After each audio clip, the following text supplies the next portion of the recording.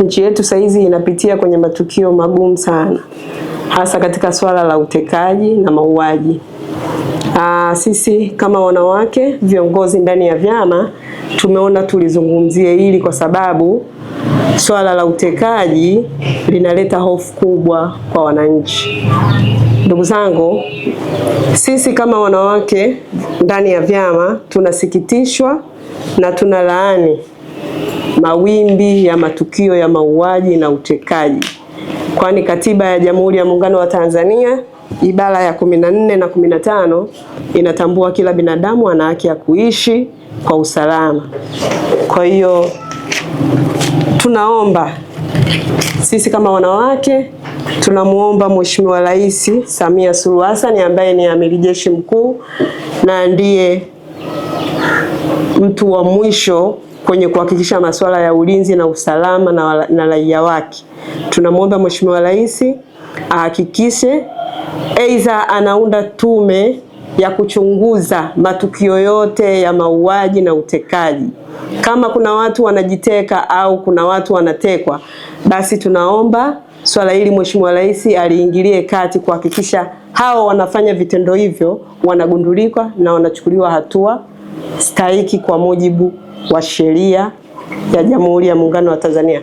Lakini pia tunaiomba serikali kama wanawake, tunaiomba serikali iimarishe ulinzi wa miji yetu na majiji yetu, aidha kwa kuweka CCTV kamera kwenye maeneo muhimu au kuongeza uwezo wa kiintelijensia wa kiusalama ili kuwatambua wahalifu haraka kabla na baada ya matukio ya utekaji. Mheshimiwa Rais, amani ya Tanzania ni tunu yetu wa Tanzania. Kwa hiyo tunaomba tusiruhusu vikundi vyovyote vya uhalifu vijitokeze na kufanya uhalifu. Vinatutia hofu sisi kama wanawake, tukienda kwenye mashughuli zetu, yani tunakuwa na hofu wakati wote kwamba hatujui lini wala siku haya matukio yatakomeshwa. Kwa hiyo tunaomba Mheshimiwa Rais akiwa kama Amiri Jeshi Mkuu ahakikishe hawa watu wanaofanya hivi vitendo wanachukuliwa hatua kali kwa mujibu wa sheria, ili nchi yetu ibaki kuwa salama salimini na Watanzania wote wafaidi matunda ya nchi yao, kwa sababu sisi Tanzania tunasifika duniani kote kwamba tumedumisha amani. Yani amani iko muda mrefu kwenye nchi yetu. Serikali kwa ujumla ina vyombo vingi vya intelijensia. Nina uhakika na imani kabisa kwamba ili swala wakilifanyia kazi la watekaji watawajua na watawakamata, kwa sababu wengine huwa wanatambulika kwamba fulani ilifanyie kazi hili, kwa sababu hili kazi linatupa hofu. Mtu unaenda kwenye shughuli zako, labda shughuli zinaisha saa 4, unaamua kukimbia mapema kurudi nyumbani kwa kuhofia. Hii inaturudisha nyuma kimaendeleo na maendeleo ya taifa kwa ujumla. Kwa hiyo niombe sana sana serikali, hao wanaojiteka wanatakiwa wakamatwe, waeleze kwa nini wamefanya hivyo.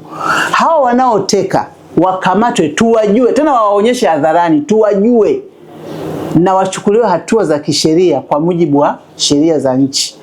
Kwa hiyo ni hicho tu nitaka kusisitiza kwamba hawa watu washughulikiwe mapema iwezekanavyo, ili mambo mengine ya maridhiano yatakwenda vizuri. Na uhakika wakishughulikia hili, mambo mengine yote yatanyooka, kwa sababu kwanza usalama wa mtu, alafu mambo mengine yanakwenda. Wanawake tulikaa tukaona kwamba tuna nafasi kubwa sana kwenye jamii, kwa maana ya kusimamia na kulinda amani tukiwa kama ni walezi wa familia.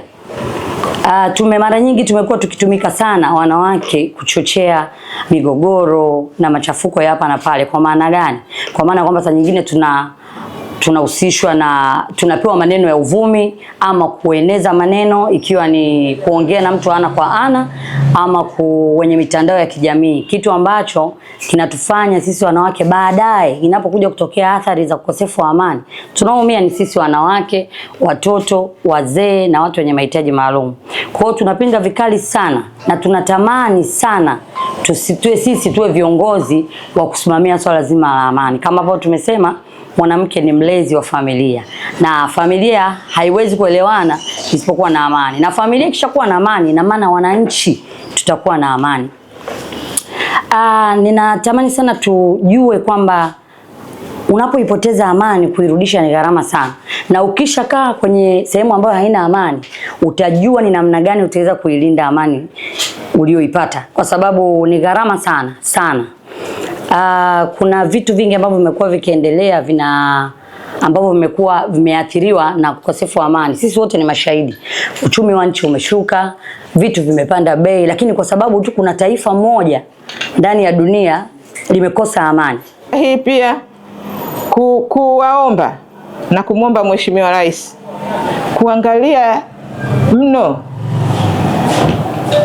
afya ya mama na mtoto, pamoja na sera nzuri tulizokuwa nazo za afya, pamoja na jitihada nzuri za yeye Amiri Jeshi Mkuu katika kuhakikisha tunatatua matatizo ya afya na mama na mtoto, lakini bado huko chini sisi ni wazazi tunaona bado changamoto huko chini bado zipo katika mahospitali yetu, katika zahanati zetu.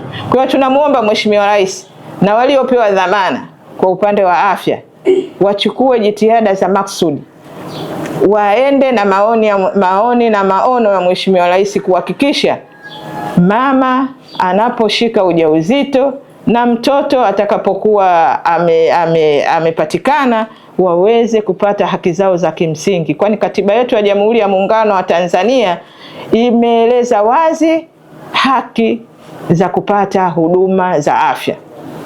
Ili kwa wa kwanza kupata habari zetu, tafadhali usisahau kusubscribe, like na kucomment.